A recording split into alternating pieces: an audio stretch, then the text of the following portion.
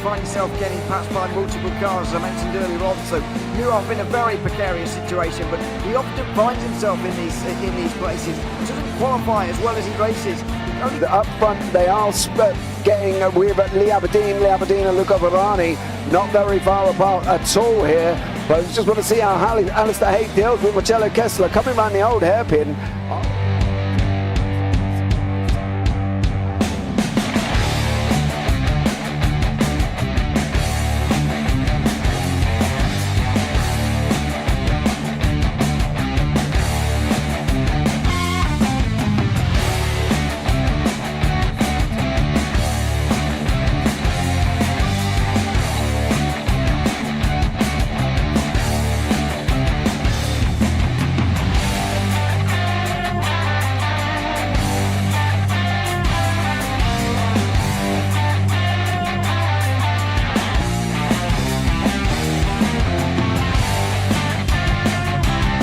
I would say it's not the best decision they've ever made, just not having done that under the safety car, really.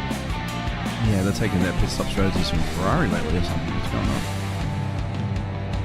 on? In turn one, just too much gas on them, too much feet on the loud pedal, and unfortunately he's dropped him all the way down the order. But Philip Hammer is out in front by an 8.91 seconds.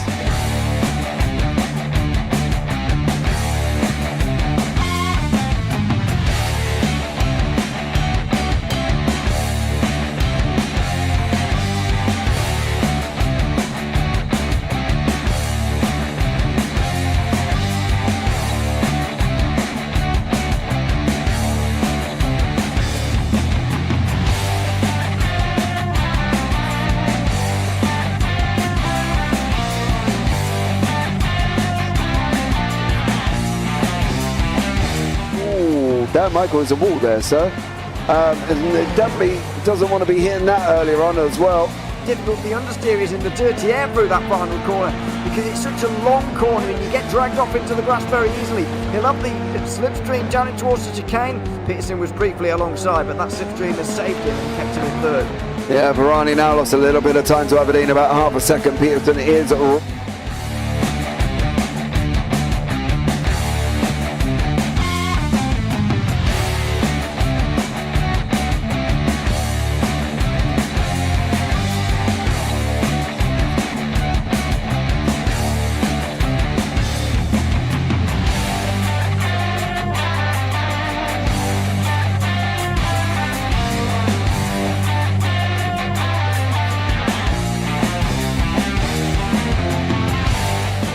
Pike's pushed Morton forward up ahead. He's got out of line. Is now Pike going to have a go at Werrell? Don't push him off. He's in the championship fight. Jack Werrell chasing down Carl Jacklin. Further down, Rob Williams and Chris Barnes. Sensational run outside line now though for the heavy braking zone. Around the outside goes the Audi R8. Look how much Miller's caught back into play. Exactly. Miller's still such trouble. He's left on second and change. All of a sudden, Miller's back in play.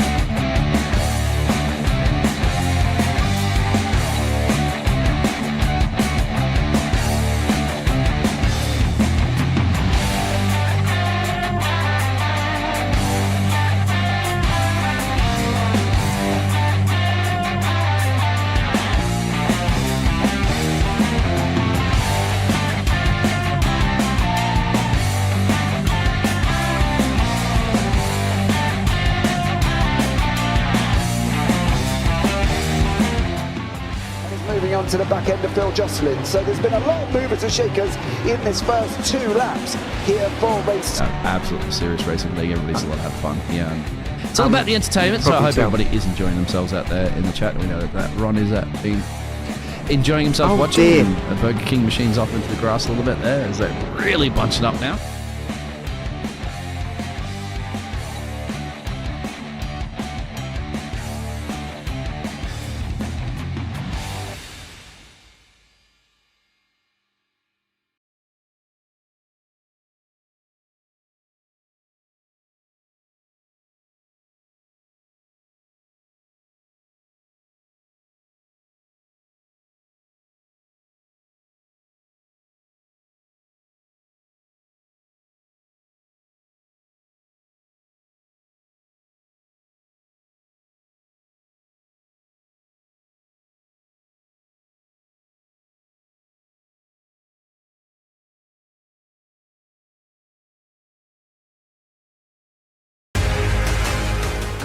Does he have it? Medeiros is going to get it. They're going to toss it. They haven't got it. He's on the outside line though, going into the fastest corner on the circuit. Surely this can't work. Dominic Ligner has got a sensational run outside line now though for the heavy braking zone. Around the outside goes the Audi R8. Look how much Miller's caught back into play. Exactly. Miller's still such up. He's not on second and change. All of a sudden, Miller's back in play. Can Barry do it? Big Barry's going to do it. Big Barry.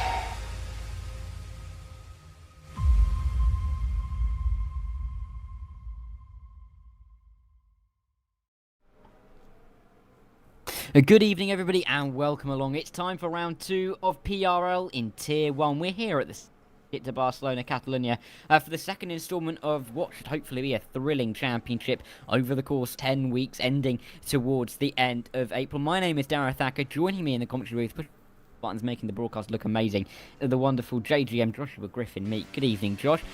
We had last week at Imola, didn't we? It was an interesting race. Scarenzi came out on top championship, but we've got lots here at Barcelona for sure.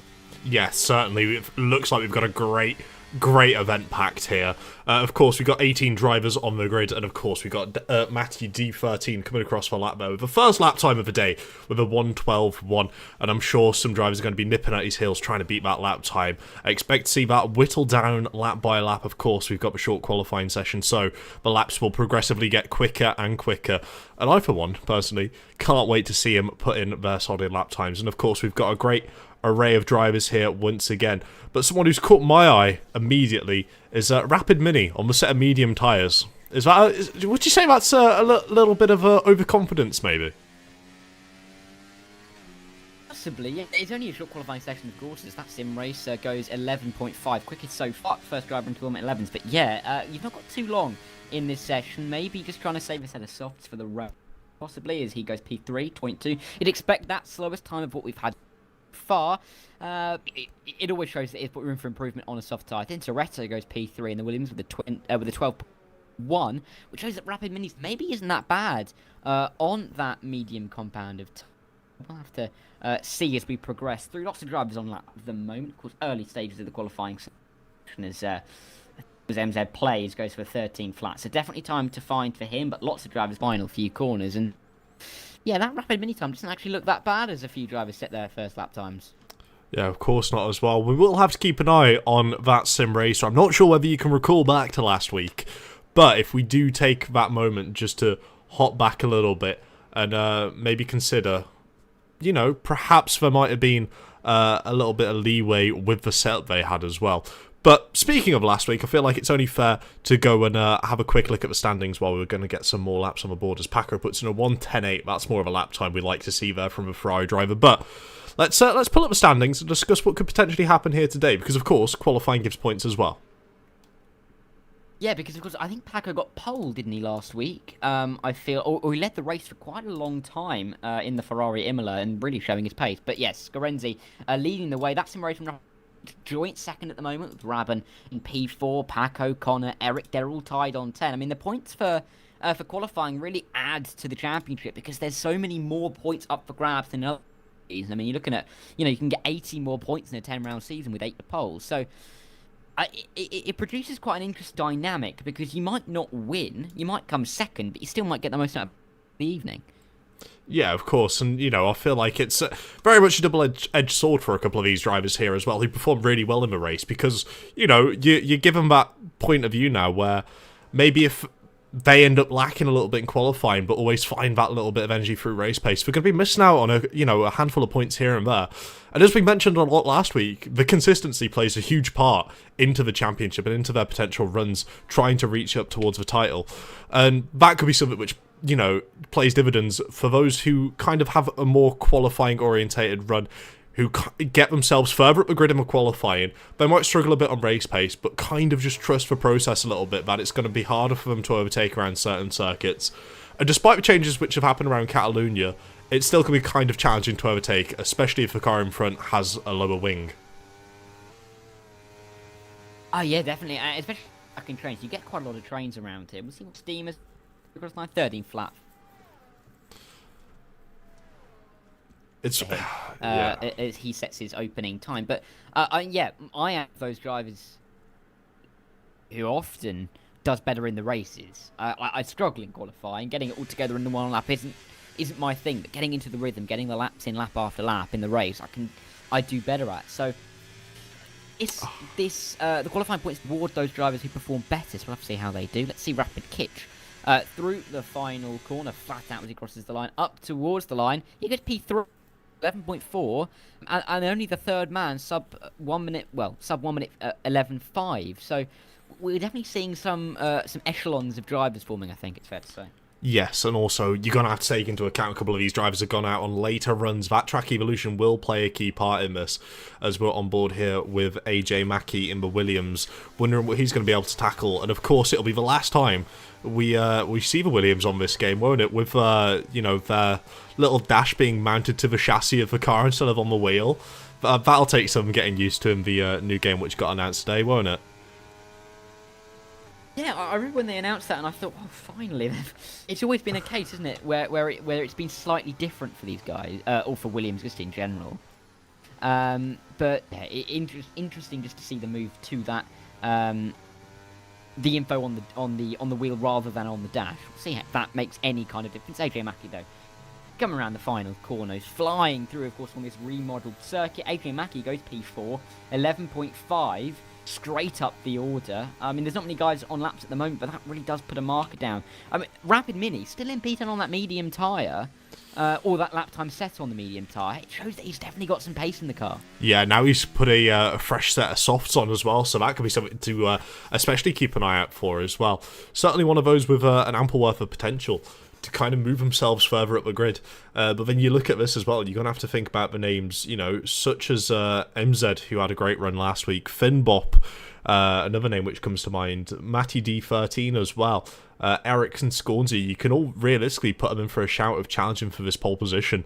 And that's something that I really admire about PRL is, end of the day, it's just where you get out on track in order to push yourself further up the field. And it might sound, like a bit of a common sense topic, but in many of the other leagues we see on the Formula 1 game, even if you find yourself in a perfect window, you can still set a quick enough lap time to, guarantee yourself a front row start. But with the competitiveness around here, as we see Rapid Mini having to dive out the way of the McLaren there, who was on a flying lap, managed to dive so in a safe-ish manner.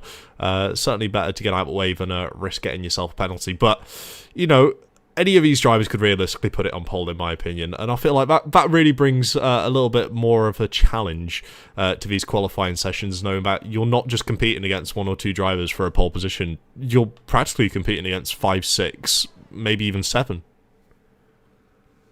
Yeah, definitely. I mean, it gets tight, particularly around Barcelona. We see quite a lot of trains form. We see quite a lot of drivers jockeying for position early on, and then settle into that train. And it's 33-lap race.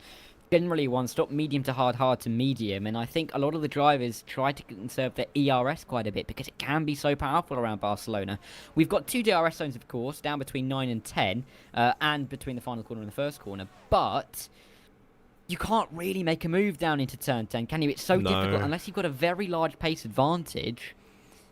It's difficult to make moves there. I think some of these drivers will be looking at that, thinking about trying to set up the move for turn 1, maybe trying, as you said, a lower wing setup to get the move done, because you can get really close into that middle sector. It doesn't really make that much of a difference. Darragh, I wouldn't even say to get the move done. I'd say to defend your position, force them to use a little bit more battery to try and get past you, run slightly lower wings, carry more speed out, out the exit of the corners, reach a higher top speed, so you're forcing them to use their battery to overtake you, because again, there's very limited places around the circuit where you can realistically charge your battery. You've got turn 1, maybe Repsol at turn 4, as we see the Williams approaching it at the minute.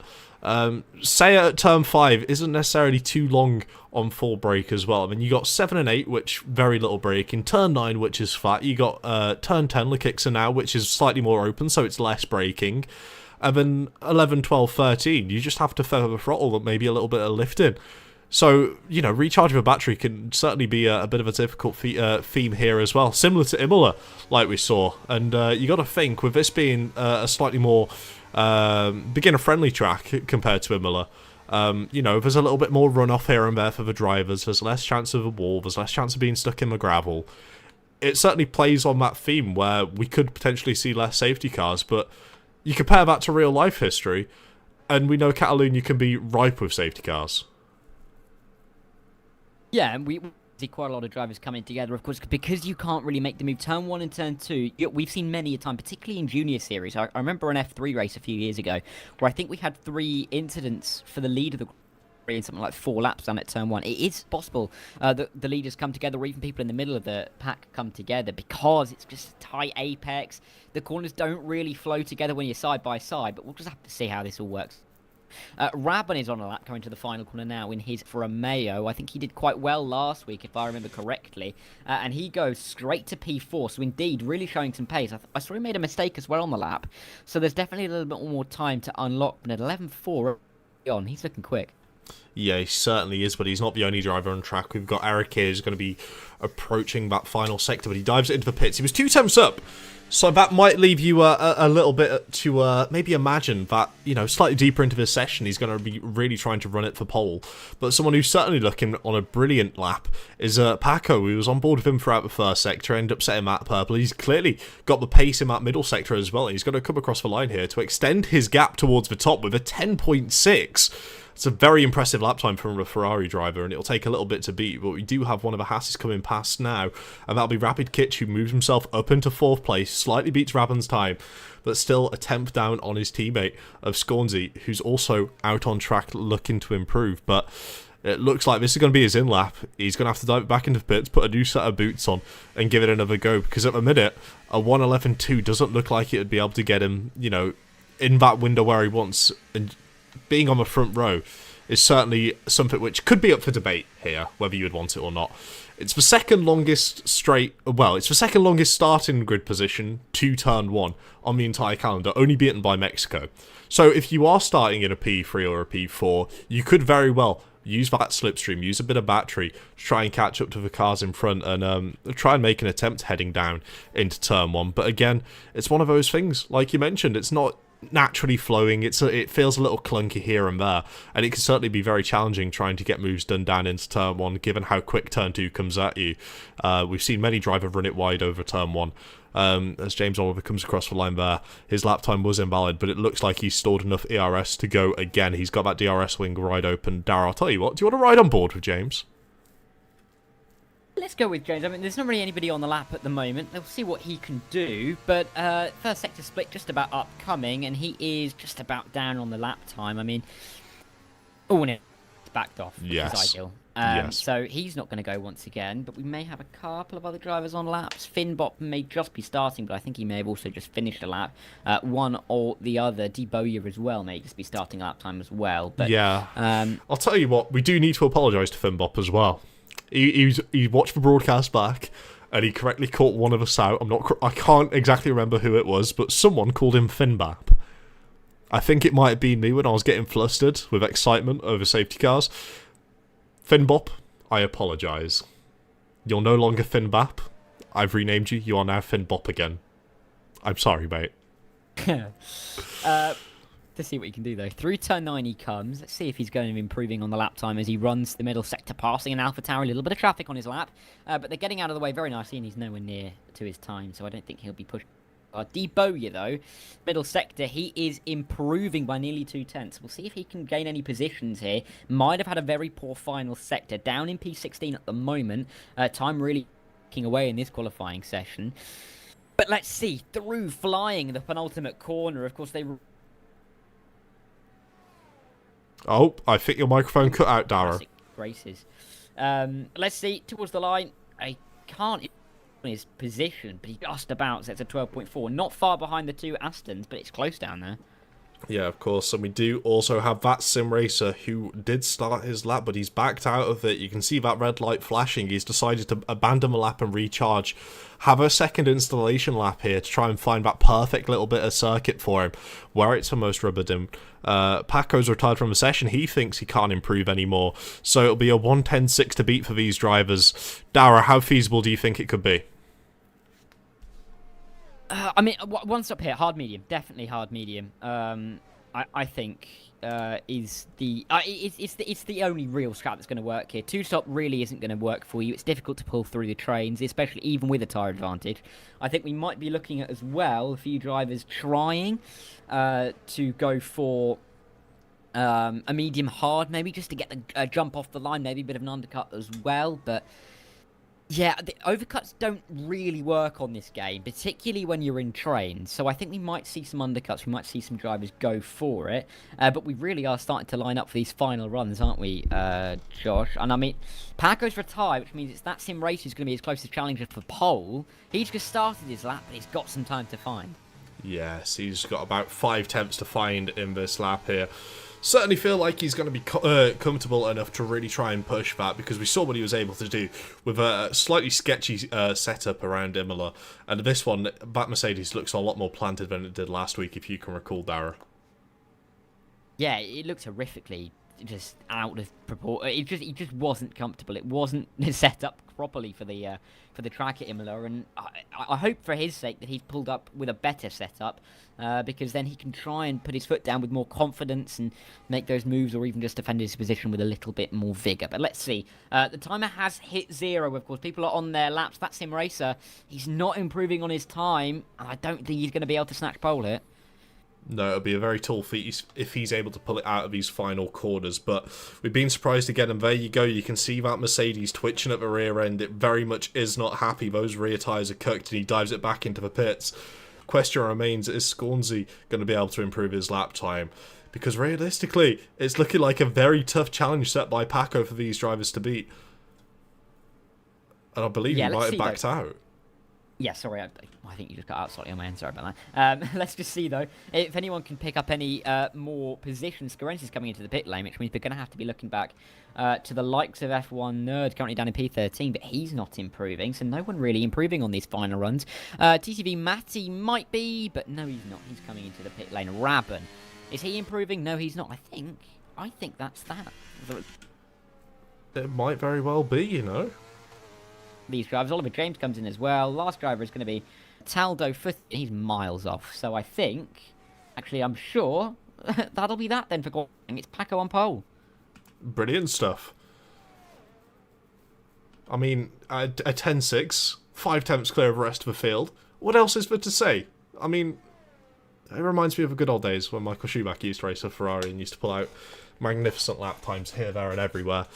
But Paco grabs the pole, but as mentioned, it's not all won in the qualifying. Yes, he'll get bonus points, but there's certainly a little bit more work he's going to have to do in order to try and necessarily keep up heading down into turn 1, because it'll all depend on that start. It'll depend on what sort of tyre compound, they go to. There's a lot which can be like won or lost heading down there. Yeah, but let's have a look at the final qualifying positions and, of course, the grid. It's Paco on pole for the Ferrari team once again. That's Sim Racer in second with championship leader Scorenzi starting in third for the Haas team. Rapid Kitch, of course, I believe second in the championship, will finish second last week in Imola. He starts on the second row in fourth. Rabin in fifth.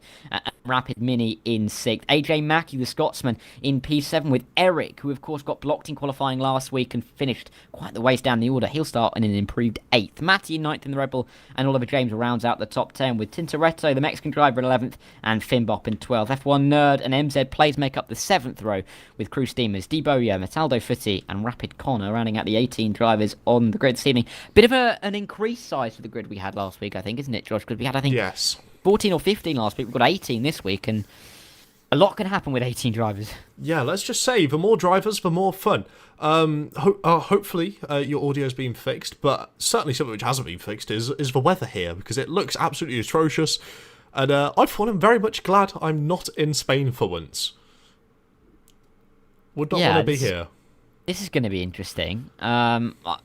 I'm interested just to see which tyres these guys go on. It looks very much like wet weather tyre conditions rather than intermediates, but we'll have to see when we all get readied up and going. But if this rain stays for a while, it's going to be even more. You'd say it's more difficult to make the move down the straight, and ERS management is going to become even more key. Yes, absolutely. It'll be a certain challenge for these drivers to really negotiate the wet here in Catalunya.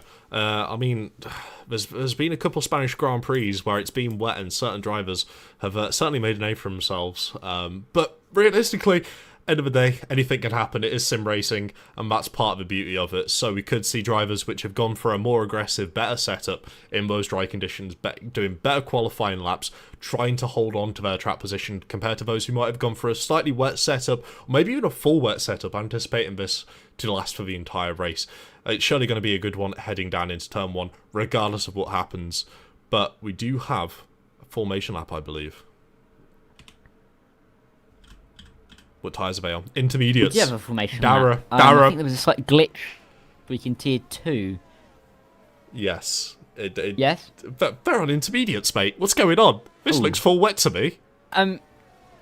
Yes, they are. It's interesting to see. I think I need to redraw. Oh, have I disconnected from this? You have. Right. Pardon this, guys. Pardon this one. No, it's all right. I can just add. I can add one of the drivers and join off them. Too late. It's too late, mate. There you go. Right. Oh, you sent an invite. Wonderful. We're never going to let another calm down. That's what we always say. But in the meantime, as well, we do have the calendar, which, of course, this is round 2, Spain, not to be confused. Next week, we're going to the other half of Iberia, hopping over into Portugal. That's certainly going to be a bit of a mad one as well. Brilliant flowing circuit there. Again, another very technical one. Then we've got Zandvoort, Austria, Abu Dhabi, Saudi Arabia, Qatar, Belgium, and Silverstone in Britain as well. It's certainly going to be an action-packed calendar, so make sure you stay with us every single Tuesday and every single Wednesday for some PRL action. But, I mean, wet race. I mean, normally it brings a bit of carnage. Sim racing's no different. If anything, it could create a little bit more. And I, for one, ultimately here for these drivers to have a good time, and ultimately here for you lot to have a good time. And I'm here to see some very different sort of strategies, and really trying to understand a little bit more about the drivers, the way they race, what sort of styles they use. And certainly Paco doesn't care too much. He's just trying to get to this grid as soon as possible, because that sim racer is doing a brilliant job of holding the rest of the field up and not necessarily being told off about it. He's not, and I think it's going to be interesting just to see how he tries to manage to start all of them on the intermediates, as you said. I'm sorry if the sound's slightly off. There's trying my best to see if I can fix it. I think it might be an internet issue. Might need another invite, Josh, if you can give me one just before we get going. But I appreciate that they're about to go, so you don't have to be too bad at it. Okay, no, we can do this. We can do this. Right, there you go. There you go. Thank you. But let's see. They're about to get going. Very well timed from you there, Josh. But let's see. It's going to be Paco on pole. Then it's that sim racer. Scorenzi and Rapakic on the second row behind him and waiting for those 5 red lights to go out. And there you go. We couldn't even see the lights, but they are gone. Paco leads us away down towards the 1. Scorenzi's had a very good start. Already past that sim racer and up into P2. Can he try and get his way up into the lead? No, not quite. Have to sit in for P2 as they all fly. Let's see if anybody comes in behind. Oh, man, Mini's cut the corner somewhere. Is there a change of claw? Do they all get through? No, there's an issue somewhere. But oh my word, it's absolutely manic off the line. But Paco's away. Yes, and that's exactly what I was mentioning about with Scornsy getting that great run down there. And of course, we've got cars going 3-4 wide. We've got a couple of cars already taking out a couple of billboards there. It's no worries as AJ Mackey floats for Williams around the outside of turn 4 there. Brilliant job from him, but now he's got to keep it up to the inside. A nice little squeeze on the AlphaTauri. Very firm racing, very aggressive as well. It's exactly what you need in these wet conditions. Need to take opportunities wherever they're handed, and he's been able to slide himself up there into P4. And Eric looks like he could be looking to try and head back at the Williams car, but it'll be a tough feat to try and overtake in these conditions as we've got more carnage heading through the field. We've got a yellow flag in Sector 2 for an Aston Martin who's spun coming up through TV3, and you've got the Ferrari there of F1 Nerd having a little swerve on the straight, just reminding that Mercedes of Finbot that he's still there and he's still lurking. Of course, we should be looking at a one-stop race here on these intermediate tyres, but never say never. These drivers could try and leech it out to the end on these, but it'll certainly be a very difficult task as we've got the Williams and Alfa Romeo here heading side by side through turn 11s, turn 12. A little bit of contact there. Alfa Romeo's had to lose out on a couple of positions there. I'm sure Mataldo won't be too happy with that one, as Scorenzi now is back up to within a 10th behind that sim racer heading down into turn 1, but he's just had to back out. Without the aid of DRS, he's going to have to think a little bit harder about trying to get this overtake sorted down into turn 1. Yeah, he's going to have to try and find out a place to make it. I mean, I'm just looking at the best movers here. Kitch, Mini, and Rabin, right at the back of the field. They have all had horrific starts. They're down more than 10 places. It's good starts, though, from Deboya, Mataldo, Footy, and Rapicona. They're all up 6. So a few good moves in the field so far. But yes, Scarenzi right on the back of that sim racer. These guys, 3-second advantage to AJ Mackey and the train behind, so they really have started to pull away early. And on your point about pit stops, if anything, I'd suggest with the intermediate tyres in this game particularly, you might even be looking for a 2-stop rather than a 1-stop. The pace advantage that you get on fresh wet weather tyres is absolutely mental. So I think some of these drivers might try it. Here comes Scarenzi, maybe looking for the inside line, thinks better of it, sits in behind, and he'll have a go once again at some other point in the lap, but it's still Packer who leads the way. Yeah, and he's built up quite a decent gap, hasn't he? 1.5 seconds. Will only have to apologise for your timing tower showing a couple cars of 1 minute 30 behind. Obviously, that is not the case. It just seems like it's had a little bit of a bug. So, might have to do it without the intervals for the rest of this session, but we'll keep you informed of any sort of overtakes which could potentially happen as Rapid Connor closes up to the back of his Alpine car here, looking to try and get a move done on Debo. But again, he's either going to have to pick his poison and burn a little bit of that battery to try and get past his Alpine car, which is exactly what he's doing. You can see he's got a little bit of overspeed. He moves it to the inside as we've got another overtake ahead from Tintoretto on Mataldo as Rapid Connor slides his way down the inside there. Exactly what he needs to do. Slowly keep moving himself up throughout the field. Yeah, but it wasn't the easiest move there. As let's see, running through into turn 4, as everyone can see on the screen, we have the Williams driver right ahead of Pine. But let's see how long he will stay there. Of course, Eric is lurking as well. Eric had a very good race last time out. Started further back in the order, worked his way through, and we'll have to see if he can try and leapfrog a few more drivers in these wet weather conditions. Mistakes can be made, of course. Rear ends can slide, and you can have very poor exits out of key corners. We might see a few of those. Maybe a few drivers going wide, maybe having a bit of a snap in the final corner, for example, and we'll see if anyone can make moves. But at the moment, I mean, the gaps are widening at the front particularly. Scarenzi, now up into P2, he's really stretching his legs. 1.6 seconds now back to the Mercedes of that sim racer. Absolutely. It'll be one of those things now where that sim racer is going to have to make a decision. Do they have the forecast? Do they know the track's going to dry up, or is it going to remain this wet? Because if it's going to remain this wet, he might want to burn a little bit more battery, try and close up. But of course, we've still got battles breaking out all over the field, as we've got Matty D113 here looking to send one down the inside of AJ Mackey. Very brave on the brakes, very late. Ends up getting that move done to the inside, but AJ Mackey has gone, and we do have a safety car here being brought out. I believe that's for Oliver James there, who might have crashed coming out the final corner. Yes, and we have that safety car. Yes. And we have a safety car. We'll have to see how this unfolds, but it's going to punch the bunch. What did you see there? Oh, I've just saw the intervals are back to working. Ah, wonderful. You've got to love the F123 features. They are prime time. I did have something similar earlier where the intervals were very messed up, but they're back to working now. But I was just going to say that with the safety car, everyone's packed back up once again. I said punched up. I mean bunched up. Let's hope they don't start punching each other, or don't really want to do that if they don't come together. But I mean, Paco's not going to enjoy this. Paco's built up that big gap, and he's just going to see it disappear now. Scarenzi and that sim racer right back in the picture for the lead. Yeah, absolutely. But as I quickly just flashed on screen there, he's already back up to full battery. He's been doing a brake drag technique where he just holds his brake marginally throughout the course of a lap to recharge his battery under safety car conditions, because no car stuck behind the safety car. So realistically, if he wanted to, he could dive it into the pits and, lose a handful of time because none of the other cars are stuck up behind. That's going to be something that we'll be very careful, because it's kind of nullified that advantage you can get from the safety car. Yes, the drivers have to go around to a Delta, but the safety car goes slower than the Delta. They could have gained a little bit more time if one or two of the cars end up getting caught out there. But James Oliver leaving the session there. Hopefully he's able to rejoin so he can get back into racing action. But I suppose if he does need a bit of time to reset his PlayStation or whatever else, now's the perfect time to do so, as we do have a couple cars in the pits.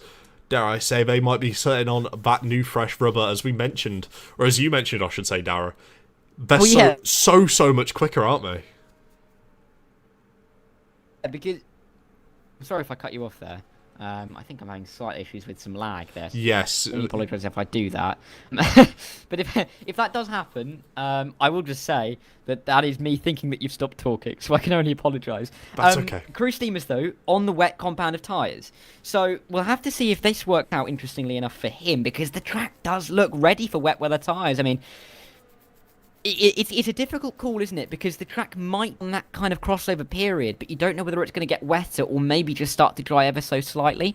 So we'll have to see if Crew Steamers can gain some positions because of it. But if the track starts to dry even just a little bit, he might have to come into the pit lane once again for another intermediate tyre. Yeah, I don't feel like this wet tyre was the correct call. There's a reason they don't use them in real F1. It's simply because the intermediates are quicker. They've got, narrower grooves, so it can get more grip off of the surface of a track. They still need that limited ability to be able to kick the water out. The wet tyres have a bigger grooves to kick more water out, but you can already see the racing line here.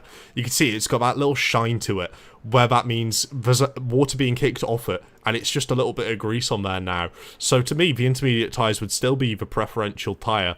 But of course, different drivers have different preferences. So for me, it would still be intermediate weather. I wouldn't necessarily want to be on a full set of wet tyres. I'll do anything to avoid him, to be quite honest with you, because outright, the intermediates are just quicker. But I do believe what PRL Crew Steamers might be doing here might be having a little test just to see if those wets are valid. Realise they're not valid, dives it back in, puts a fresh set of inters on, and then he's got a lap fresher inters than all the cars which pit with him.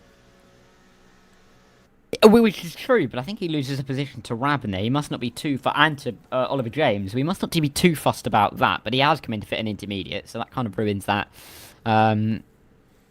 that kind of excitement about whether he would gain some positions on that wet tyre. But either way, we'll probably get this race restarted, I hope, at the end of this lap. We'll try and see if Crew Steamers can catch the back by the time we get to the end of Sector 2, or even just by the end of the lap, just so that the safety car thinks that it can come in. But let's see, as they come round turn 5, the train of cars, Eric, I'm looking at, currently, he's in a good position, I think, Eric particularly, because he's behind the likes of AJ Mackey and Mackie.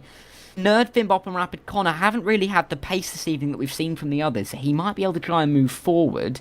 The likes of Paco, I don't think he'll be too pleased that Scarenzi is right behind him now. No, I certainly wouldn't be. He's, a phenomenal driver. We saw it last week. He's got brilliant car control. He's got brilliant outright pace.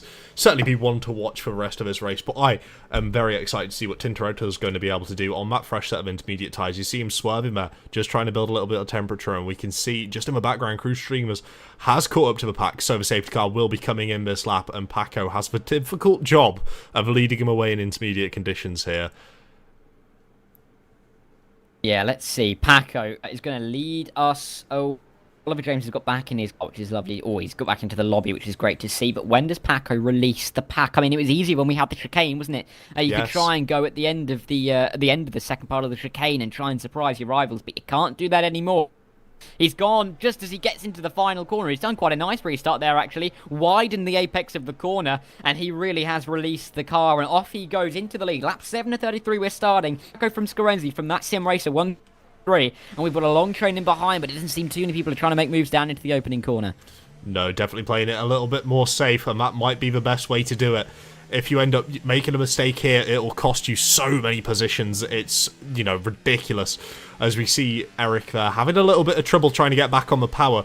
And of course, that'll open up the door for the likes of F1 Nerd to try and make that move down the inside. You can see the Scarlet Red Ferrari going for that bold overtake, heading down into turn 4. And so far, so well. It looks like he's been able to gain that position. Despite Eric having that brilliant restart, getting right up to the back of AJ Mackey, he was unable to really try and make that overtake work. But you can see Eric is dancing all around behind him, just trying to indicate he just wants to be let go. He wants to be able to close up to the back of Mackey. He wants to be able to pull Eric along as best he can. But end of the day, it's going to be F1 Nerd's choice whether he wants to let him pass for a little bit more of a battle. As we see Eric there losing out a little bit more time. And now you've got Rapid Connor there looking to try and make a move to the inside. Backs out. Doesn't want to make the move there because he knows it's so difficult to get traction coming out of turn 10 heading into turn 11. We've seen numerous drivers have incidents there. Think back to real life. Nick DeFries had a lot of trouble to get him a traction down there in the wet. because there's that slight little river which travels across the stream, and that's implemented brilliantly here. But we're going to see a couple drivers dive into the pits there just to try and repair the front wing. We've had a couple as well. The likes of MZ, Tim Toretto, and Rapid Mini also dived it in last lap to repair the front wing, with Finn Bop in this lap as well. Certainly a little bit of contact on the safety car is never ideal, but it's a way you're going to be able to keep your head up and keep managing to deal with it. Yeah, and it's exactly trying. Oh, was Eric? I shouldn't have said anything really, should I? About him being in a good position on the track, because he's out of the race. He's retired in the pit lane.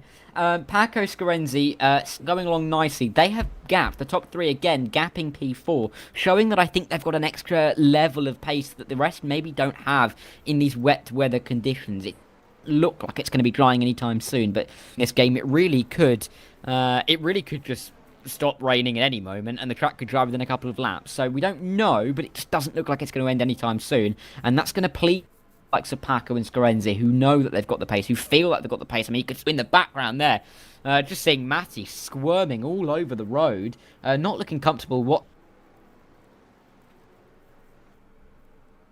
Yes, internet. The internet's yeah, it's beautiful, looking good Darragh. for some of these guys now in the wet, and I hope it isn't going to dry. Yeah, the internet's looking great on your side, mate. It seems to not necessarily want to give you the key information once you get it across, but yeah, you are absolutely right. You can see, especially Scarenzi and Paco now, they've slightly pulled a gap to that sim racer. Matty D13, I've had the pleasure of commentating over him before. He's a very quick driver in the dry, and in the wet it translates as well. So perhaps he might have just gone for a slightly different setup to what he's usually running. Perhaps he might have gone for a slightly drier setup to try and grab a bit more track position, and it's just not paying dividends at this moment in time. But you can see, you know, without the aid of DRS, these cars are somewhat struggling to hold on to the back of one another, as Rapid Connor makes a mistake there, and I feel like that could be a key feature throughout the rest of this race. We're going to have to keep an eye out for drivers' mistakes, because it is a wet circuit. The track limits are a lot more lenient than they would be otherwise, so they do have that going for them. But then on the same note as well, wet weather increases the risk of maybe a car locking a tyre, maybe having a bit of a slide coming out of a corner, maybe a half spin, maybe even a full spin. It certainly just builds up that, you know, unnecessary incident, you know, likelihood, and that's something that I'm sure all these drivers are well aware of and they would have dealt with before, and it's just going to be about managing it. This is turning more of a race of attrition rather than outright sprint races. We see Matty D there defending from AJ Mackey. AJ Mackey trying to put it on a karting line, going all the way around the outside in the wet, but he's going to be squeezed up towards the inside here by Matty, but he's not yielding his position in the slightest. A little rub in his race as well before flicking it through turns 12, still side by side. No way are they going to do that in turn 13. No. Correct call there from Matty, just to back out and try and get the up and under down the main straight. Now is going to be the time to deploy that little bit of battery to make sure he can get the lead heading into the braking zone. That's exactly what he wants. But while all this is happening, you got F1 Nerd all over the back of him, trying to do anything possible to put one of them off the braking zone, but it's not going to work that time. A little bit more contact. AJ Mackey manages to get past Matty, and then that gives F1 Nerd the opportunity to dance around the outside of a Red Bull car and gain a position. And you've just got to feel a bit sorry for Matty there, haven't you? He's put off a racing line, and he was just made to suffer for it. Yeah, I mean, he tried to set this one up nicely. I think F1 gave him a little bit of a tap as well as they came through turn 3. I know what I'm doing tomorrow, by the way, and it is trying to fix this Wi-Fi connection, because it's not happened before like this, and I'm going to need to fix it for Tier 2 tomorrow. Nerd is right on the back of Mackie, though, now. Let's see if he can try and make this move up in front.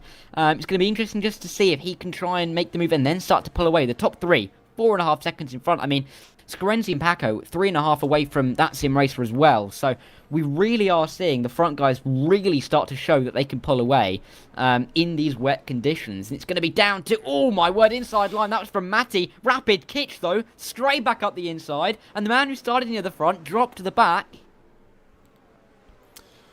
Oh. Is now back up to P5. Yeah, it's you know, it's a little bit unfortunate for Matty there, but Rapid Kitch is exactly there when he needs to make these opportunities and be able to make that little bit of a window, try and get stuff done as Matty dives it into the pits there. Perhaps he might have picked up damage, or he might be retiring from the session. I hope he doesn't, but Rapid Kitch on that first set of intermediate tyres. Darragh, you mentioned it, it's working a treat. Yeah, it is. It really is working the streak. Let's see if he can get further up here, because if he gets on AJ Mackey, clean track, clean advantage, and clean run at trying to get at the top 3. Let's see.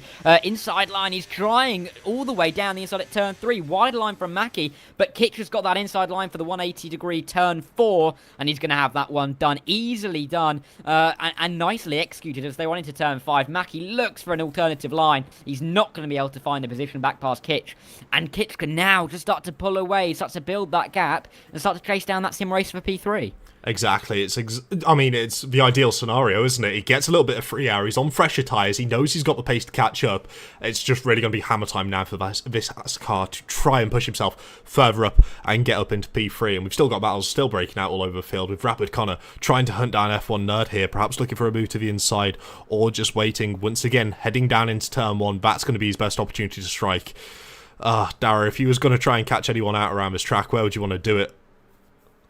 I mean, to be fair, it's a good question, but I think an unorthodox place to make a move, particularly in the dry, is down into, you're thinking, turn 7, but in the wet, if you can get a good exit out of 5, find the inside line, you can try and slither your way up there, but at the same time, turn 10 equally. It's a place where you can make a move in the wet, particularly when you can stick closer to the car in front, but, I mean, wet weather conditions really open up most corners, isn't it, really, to try and make a move anywhere you can.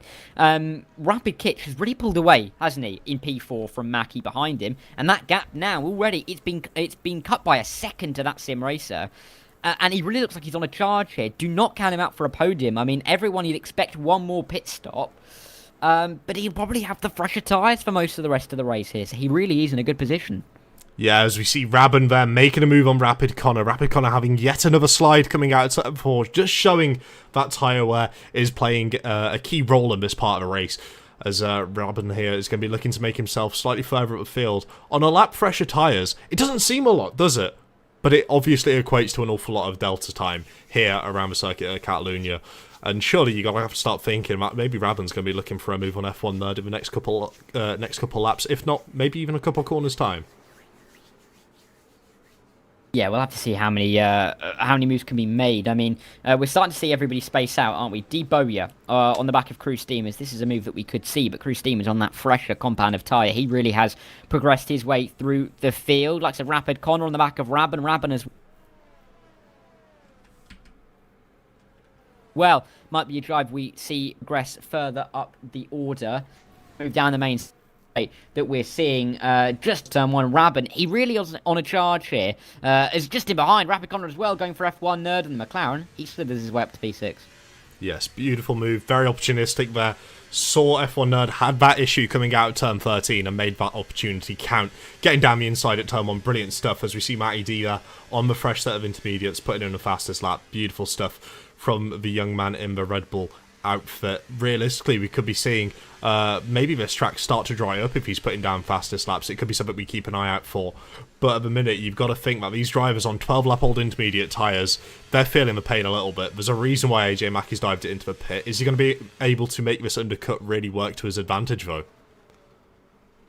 Yeah, this is the question. I mean, the fresh tyres really are looking quite nice, aren't they, on most of these cars that went for that pit stop under the safety car. I mean, AJ Mackey, can he really put his foot down and gain some time? I'm sure he can, because those intermediate tyres, when they're fresh, you can be looking at 2, maybe even 3 seconds of an advantage in the same conditions. But at the same time, here's Matty on the back of Tintoretto. I think AJ Mackey might be going for a 2-stop, as Matty is trying to go through on his teammate Tintoretto around the outside at turn 10. Can he make this one stick? He's going the long way around. He's got his tap dancing shoes out, and he's tapped his way up to P13 in a fantastic move to boot. He's going to chase after Mackey, but it's whether he can really catch him while Mackey starts to catch the others, I think, is going to be the question.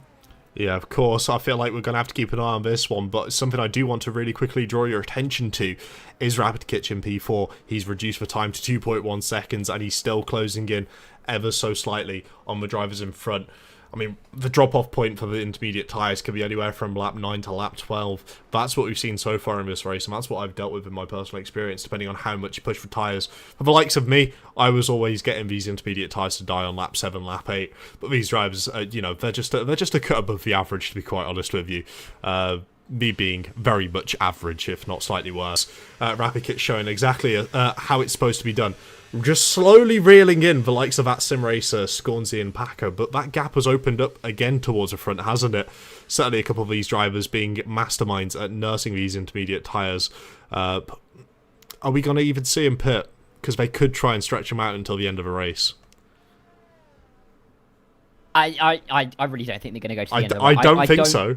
No, I can't. I can't see why they would. I mean, it's not going to benefit them. The tyres are going to be absolutely. I mean, you have to keep the tyre wet at about 2% a lap, and I mean, especially if you're pushing out the front, that is near enough impossible. So I'm sure we're going to see them in at some point, probably about halfway, maybe just slightly after because we have that safety car period. But I think for the likes of AJ Mackey, pitting around lap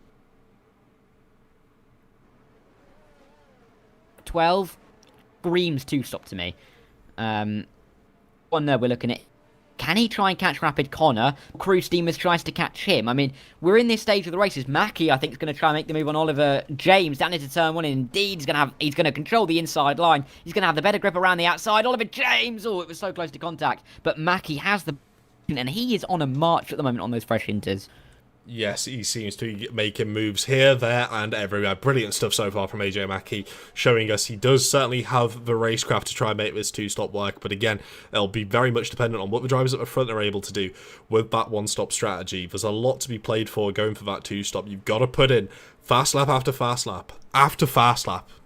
And one more after fast lap. It's certainly something that AJ Mackey is showing he's capable of. But then again, he also has Matty D for a little bit of company on this two-stop strategy we would hypothesize. And realistically, you got to start thinking that maybe they might have made potentially a very, very good call going to this two-stop strategy to try and jump a lot of this field. Because you can see clearly how much faster they are on that fresher intermediate tyre as he dances his way around the outside off turn 10. Brilliant stuff yet again from Matty D. These guys are sieving through the field like it's their job at this point. Yeah, they've just got to keep it nice and calm. That's a penalty, though, not what you want. Mataldo Footy, currently down in P10, but dropping down as he's coming into the pit lane.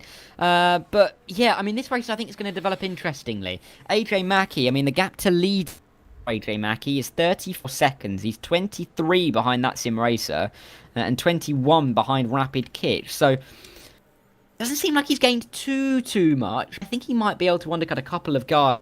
It's not working as effectively as I think he might have hoped if he's looking for that two-stop to get to the end. I think it's going to be a long stint now if he's going to get to the end on this set of tyres. But we'll have to see. Still a long way to go. Still chances for a safety car. Of course, wet conditions. We've all been there, haven't we, Josh? We've all crashed in wet conditions. I've absolutely been in the wall. Even around this part at TV3, I've been in the wall in the dry, let alone in the wet.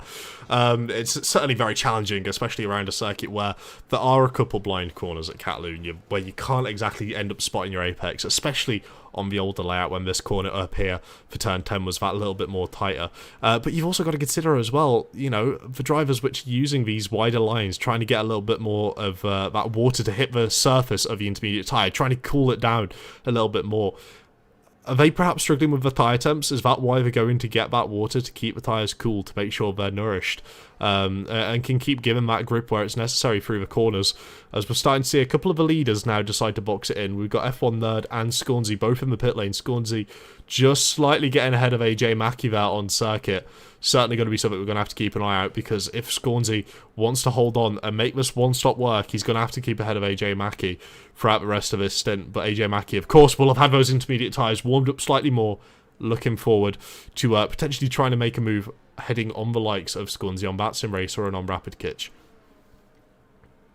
Yeah, but Scorensy coming up P6 in the house shows how good his pace has been, and the pace of the leaders has been. I mean, we've only 10 laps since the safety car, and he's been able to pit and come out comfortably ahead of the likes of Crew Steamers and Oliver James, who haven't pit since that safety car. So really just shows how quick they have been. Paco covering 13 second. I mean, he's in complete control of this race at the moment. Of course, Scorensy did pit from P2, but Paco's got that chance to just stay out a couple more laps, then come in, have fresher tyres than Scorensy, but still be ahead. So he's in a really comfortable position here, but we'll just have to see if he can get it to the line, because he couldn't last week, but just to get his first win of the season.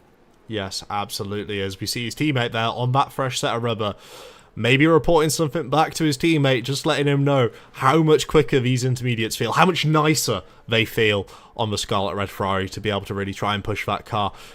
Should be around this window. If Paco decides to make this stop this early on, he would probably be able to make it until the end, keeping those tyres in a relatively good condition, with all things to say. As Rabin decides to box it in this lap, he'll be slowly rolling out the pit lane, but again, you can just see how much time he would have lost to these guys who decided to pit a couple laps earlier. Looking at the likes of AJ Mackey, looking at the likes of Matty D, they've made the jump, so it's going to be certainly a bit of a long day for Rabin to try and get back through this field, but he's got the tyres to do so.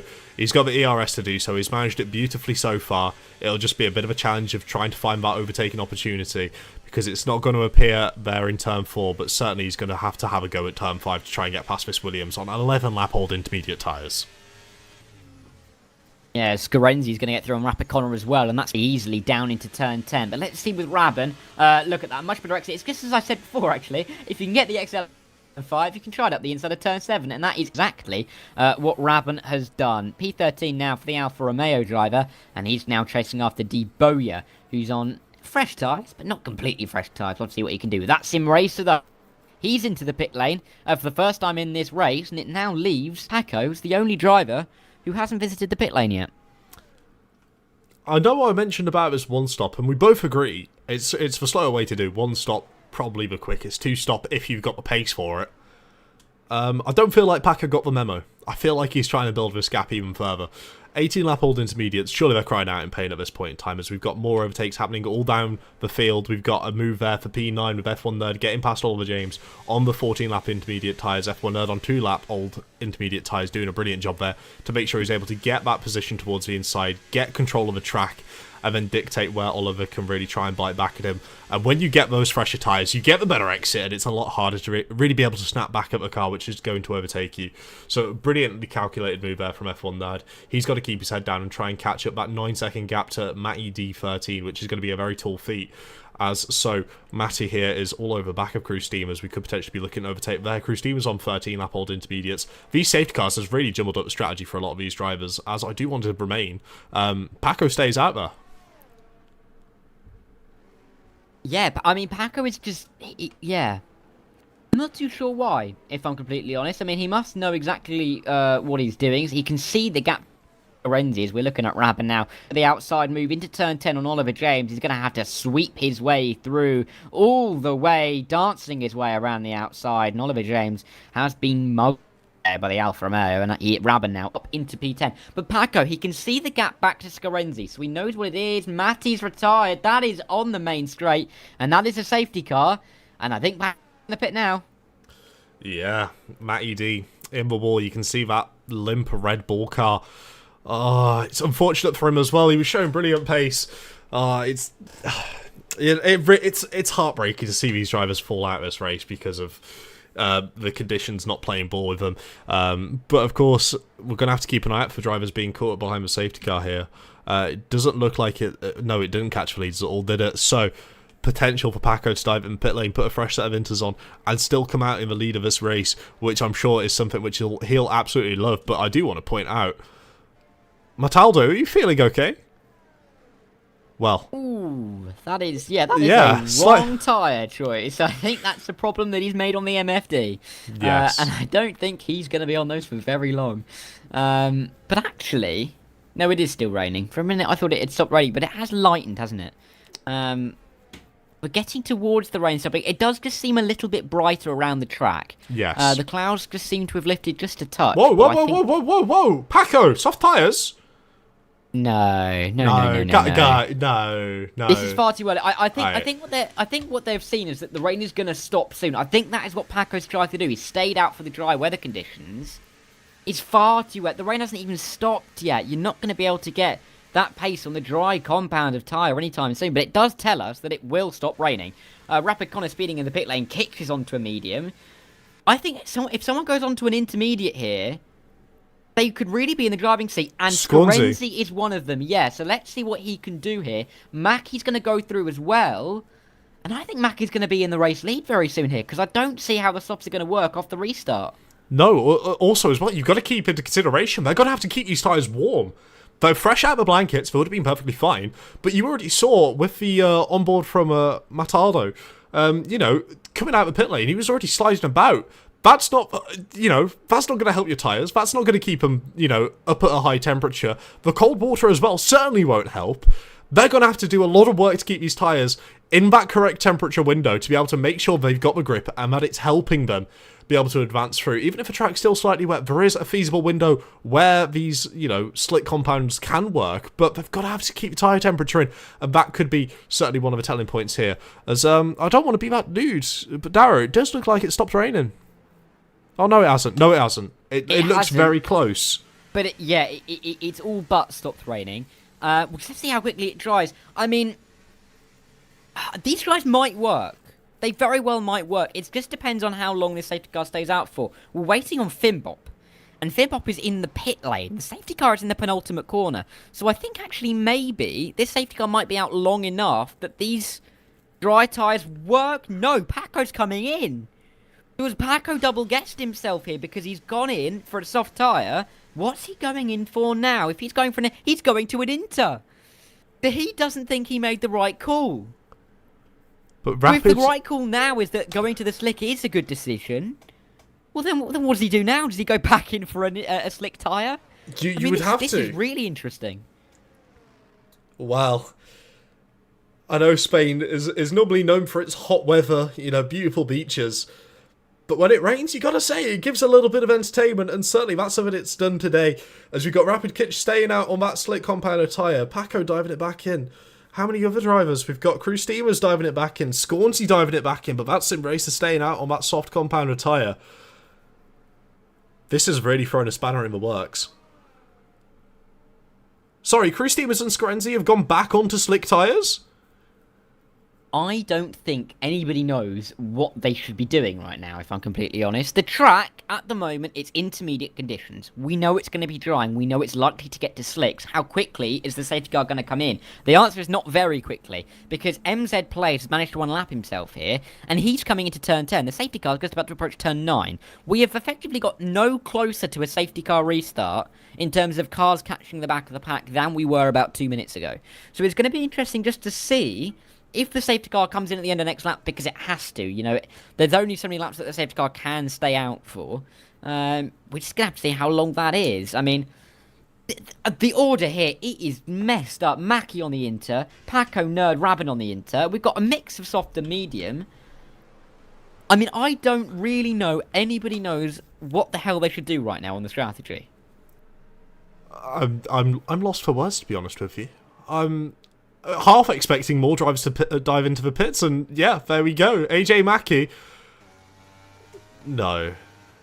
Paco's back in. Is he going back to slick tyres? He is. He's going back on soft tyres.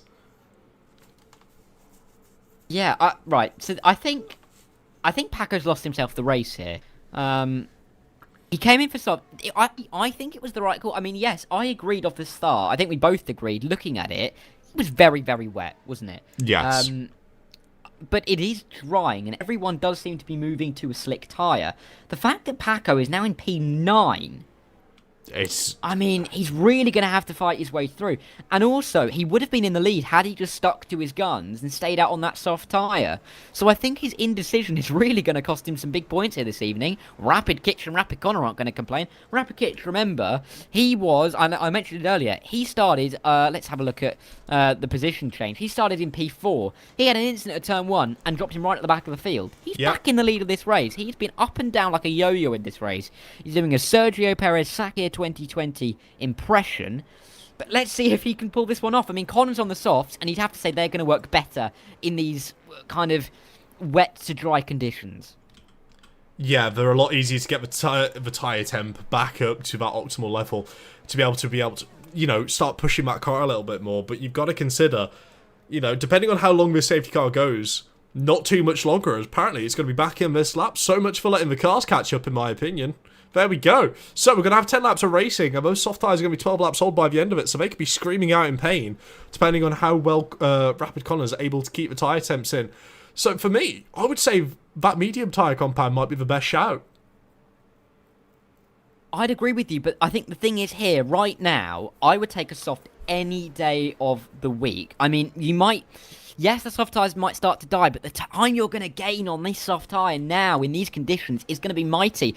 I still don't think it's dry, though. Don't count out the intermediates. Nerd and Rabban, they're still in with a shout. Let's see, though. Rapid Kitch, when does he decide to release the pack? This is definitely one of the most interesting restarts I've seen in a long, long time. Kitch gets us underway. Connor and Nerd are chasing as much as they can down towards turn 1. Don't count out Rabban. Let's see the grip. It should be best for the Inter, then next best for the soft, then for the medium. Look at this towards turn 1. Deep for Connor. Nerd takes the inside line. He takes P2. Through comes Rabban as well. And I think the intermediate runners of Nerd and Rabban might start to run away here. Through turn 3 we come. It's Nerd through. It's Rabban through. And the Inters are faster now. But for how long? That's the question. If it's only going to be for maybe a lap, maybe even half a lap, the slick tyres are surely still the best shout. But of course, we see Nerd and Rabban making great use of their advantage of the tyres at this moment in time. As we're going to see more moves happening throughout the rest of our grid. We've got Scornsy, Rapid Connor, still battling wheel to wheel. We've got cars going 2, 3, 4 wide on the slick tyres in wet conditions. This is absolute mayhem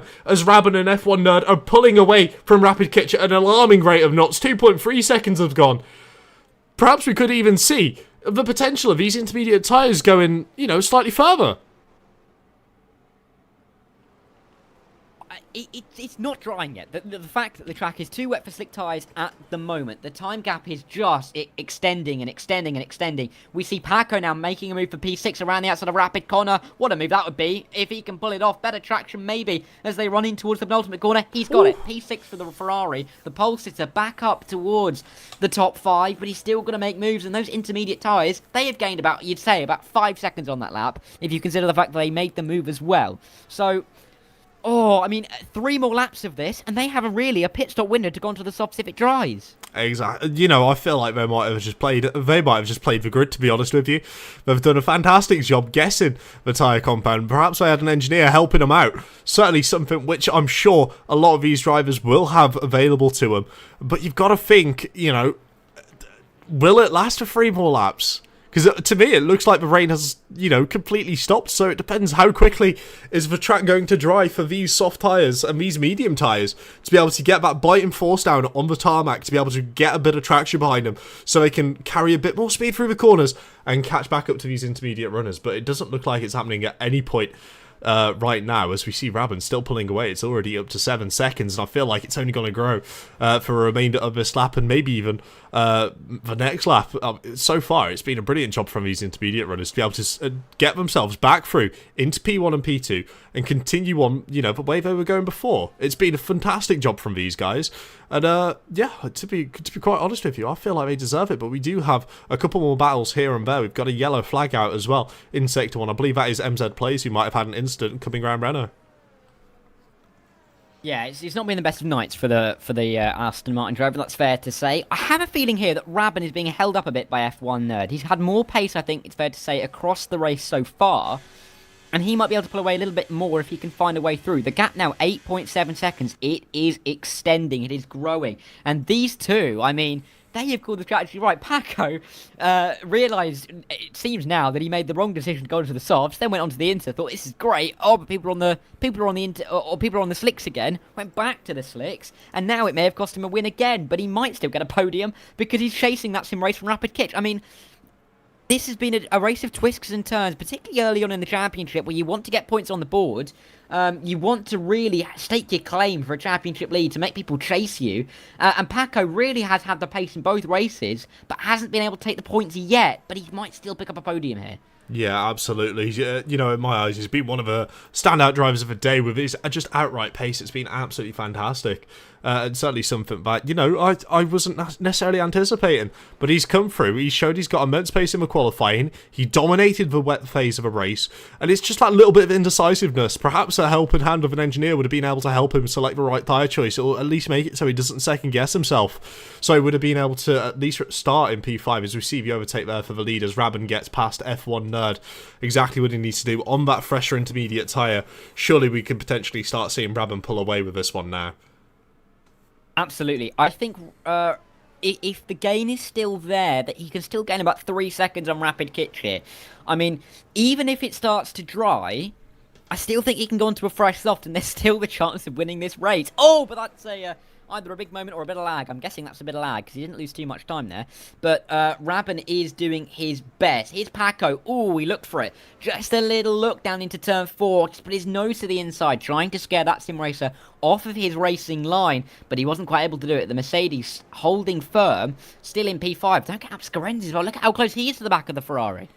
Yeah, it's certainly going to be a very, very clean-cut overtake from Paco if he wants to keep that little border with Scarenzi on the same age of tyre. That sim racer, of course, is on a lap older, so his tyres are going to be in slight worse condition, looking about 3, 4, 5% worse in comparison to Paco.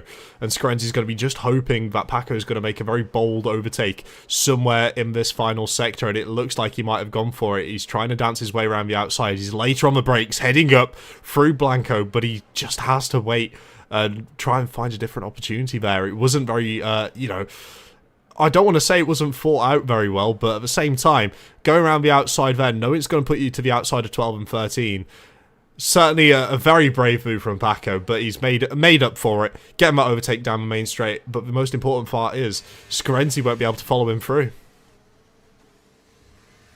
And he won't. But look at how close Paco is here. I mean, Paco nearly getting rid of everything by that sim racer. Is Scarenzi now around the outside, turn 3. It's such a long way around, to 108 degrees fully of rotation in the corner, but he's not quite able to do it, and that sim racer stays in front. But Paco still chasing Rapid Kitch.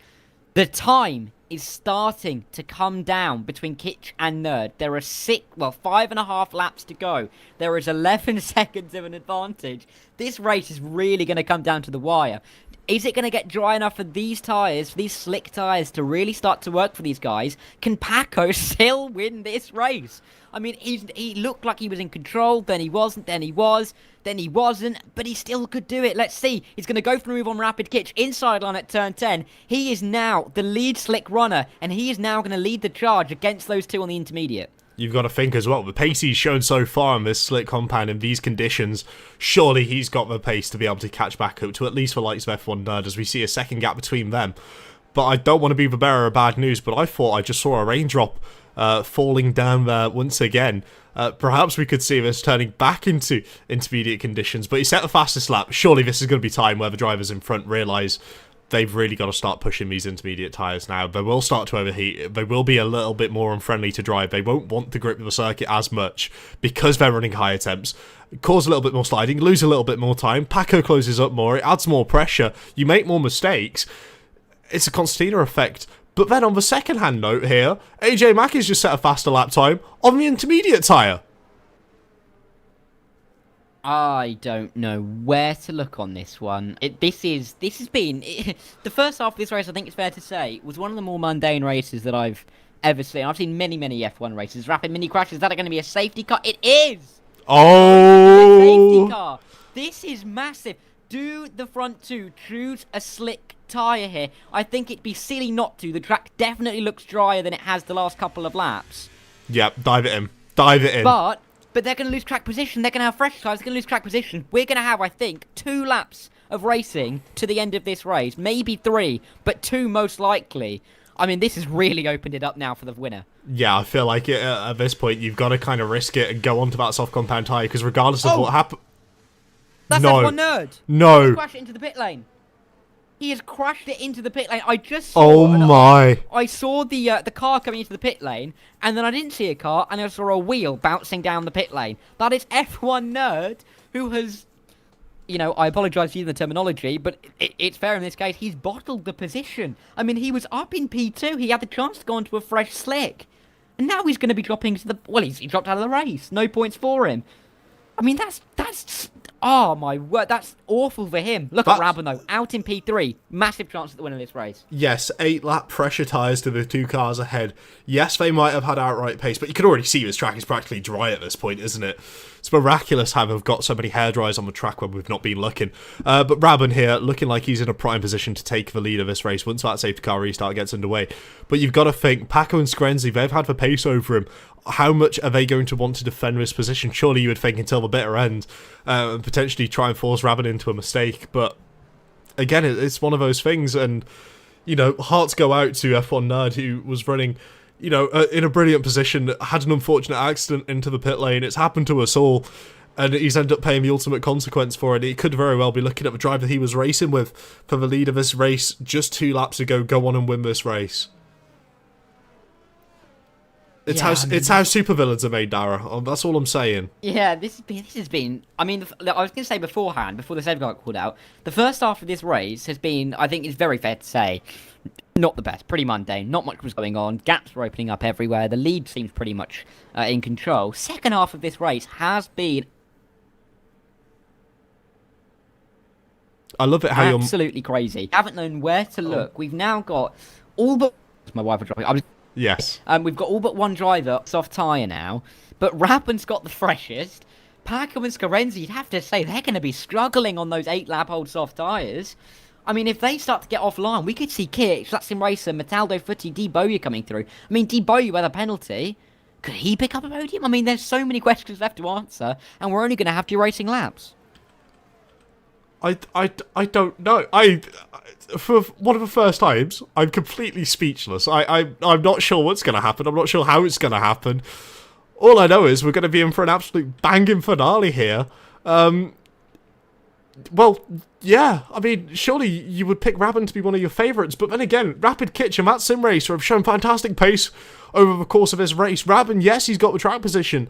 But Scarenzi and Paco, we know they're great drivers. They've got ultimate pace. They've been showing overtakes left, right and centre when they end up having to box, fighting back up through the midfield on different strategies. They've been able to make the overtake. So that would lead you to think that they're going to be equally as good at defending, which could potentially open the door for the likes of that Sim Racer to try and make moves slightly further behind on the likes of Rapid Kitch, Rabin. We could just have a 5-way fight for the lead here. Darragh, I don't know how to feel about this. I really don't. Neither do I. I think I do think, and I don't want to cast aspersions because I said Eric was in a great place and then he retired in the pit lane. But no, go on, man. Rabin, go on, man. I mean, you'd have to say at this point right now, this is Rabin's race to lose. He is in a fantastic position, fresh tyres. Surely he's going to have a go. Safety car in this lap. We have got all the drivers bunched up. MZ is a lap down. Oh, guys, whoa. Calm it down. Calm it down back there, please. We've got a restart to get underway. We don't need cars merging into each other. But Rabin, you mentioned he's in the position now, isn't he? It's do or die, but when is Paco going to decide to pull the trigger and let loose this pack of animals on fresher soft compound tyres behind him loose? Using that pack of animals analogy, you could say that Rabin might be a little bit rabid to get up into the lead here. But let's see. Through the penultimate corner, when does Paco decide to release the pack? Now, early. He's gone very, very early. And he's caught the others a little bit by surprise here. Scarenzi, Rabin, second and third as they cross the line. We've got 2 to go here in Barcelona. 2 laps to decide the winner. Paco started on pole, but he's on the older tyre. Here comes Rabin. Early on, needs to make these moves. Can he make it into turn 1? He'd have to swoop around the outside. I think he's done it. Yes, he has. Rabin, P2 already. Brilliant move round the outside, so late on the brakes, and he's been able to clutch it up when it's needed most. You saw Paco moving over to the right-hand side as well, trying to give Scornsey a little bit of a slipstream, but it wasn't enough to stop Rabin from having an absolute animalistic move around the outside. It wouldn't surprise me if he's going to try something heading up through TV3 here as well. You can already see how much he's closed up, and that gap is only going to reduce throughout the rest of these corners. He might even look for a move heading into turn 10, depending on how brave he feels on the brakes. But surely you're going to have to think that Paco's going to defend this with every ounce he can. You can see here Rabin sizing up the move, already in the slipstream, not deploying any battery. He's looking for that turn 1, isn't he? He's waiting for that opportunity. Obviously, we've got to see these cars set in purple sectors almost everywhere across this track. It's now fully dry. This is the opportunity Rabin's been waiting for. When is he going to seize it, though? When indeed, through the penultimate corner, through the final corner, they fly over 150 miles an hour. The car glued to the circuit, but here comes Rabin. He's in the slipstream. He's got the overtake. He's going to have to go around the outside again. Maybe a little bit later braking this time. They're going to be locked side by side into the opening corner. It's Paco on the inside, Rabin on the outside. They rob a little bit of wheels, and that's off the track. Paco into the gravel. He loses 1, 2, 3, 4, maybe more positions as they go through turn 3. But that Sim Racer's up to P2. Metaldo Footy to P3. But Paco, he's got himself back up into a net P3. Here comes Kitch. This is madness. Yeah, there's absolute carnage going on in the background there. I saw a McLaren going sideways across the straight. That's not supposed to happen. But Rapid Kitch here looks to be in a prime position to try and get some more moves done. But you've got to think Metaldo is going to be looking to defend that position regardless of if he has a penalty. He's going to be looking to hold on to that until the end. But you can see Rabbit pulling out a 1.3 second gap to that Sim Racer, breaking that little bit of DRS. Not that it's going to be too much help throughout the rest of this lap, but you can still see moves heading up everywhere. We've got Scarenzi still in P6. A little bit of contact between Rapid Kitch there and, of course, the Alfa Romeo of Metaldo. Metaldo loses out a couple more positions, and Scarenzi is still right there in P5, but that's given Paco a brilliant opportunity to climb back up into P3. This is absolute madness, but the winner of Catalunya, the second round here at PRL, is going to be Rabin, with that Sim Racer coming through in P3. Paco P3 there, Rapid Kitch P4, Scarenzi P5, Tintoretto P6 on that medium compounded tyres, still showing that he got the mediums to work in the end. But boy oh boy, that was a very climatic end to the race there. Yeah, I mean, that was quite something, wasn't it? But Rabin is your winner of this race. A fantastic win for him, and fully deserved. I mean, that strategy worked perfectly. I mean, I don't even know if the safety car hadn't been called out, they might have been caught on that intermediate tyre. The track was bone dry at the end, so they may have done themselves being caught. But as it is, Rabin, your winner here in Spain. And he took fast lap as well, to boot. That's Sim Racer second, and Paco, he did recover to third, but I think he may be slightly disappointed that he missed out on the win. But to be honest, coming P3 in the end there, that is not a bad result for him when he was on those very old tyres with the safety car Yeah, especially considering, you know, going from... But as they celebrate, we'll bring up the final results. There you go. Results soon, and here they are. Rabin then, your winner, fastest lap, and a very well-deserved one for the Aussie. That's Sim Racer P2 with Paco in P3. Rapid Kitch and Scarenzi, the two Haas drivers who were leading the championship 4th and 5th, with Tintoretto, Metaldo, Footy and Crew Steamers in the top 8. Finn Bopp and Oliver James were at the points, with D. Boya, AJ Mackey just missing out by less than half a second. Rapid Connor in 13th, and MZ a lap down in 14th with some non-finishers. F1 Nerd crashing in the pit lane. Rapid Min, Atty and Eric all not in the flag either, but I mean, Josh, what a race that was in the second half. I'm going to have to take a week to recover from this. That was absolute madness. And to think as well, we're going to get to go again tomorrow at 10 PM British time for Split 2. It's going to be absolutely insane, but Rabin with a well-deserved win there. That Sim Racer again showing he's got that pace to battle up at the front. I feel like it's certainly going to be a beautiful opportunity to see what these drivers are going to be capable of heading over to Portimao for the next race as well here in Tier 1. I feel like it's certainly going to throw up a little bit of juice up in the works, and I, for one, absolutely cannot wait for that one. But no, thank you again for having me, Darragh. It's been a pleasure inside the com box with you. But other than that, I feel like we're just going to have to wait until tomorrow. We are. It's interesting. Tier 2, of course. Got another very interesting championship battle in Spain. What can it throw up for us tomorrow? I'm just having a look. I don't think anybody has joined the podium interview area, so I think expecting to have a chat with us. But you're right. We'll be back tomorrow at 10 PM UK time. Of course, that'll be a Central European, and that'll be, 5 PM Eastern. You are on the eastern seaboard of the States, but it will be Spain once again in Tier 2. I'm looking forward to it after absolutely cracking race here this evening. My thanks to you, Josh, for joining me this evening, but we'll be back tomorrow for another installment of Catalunya when PRL returns for Tier 2 in Spain.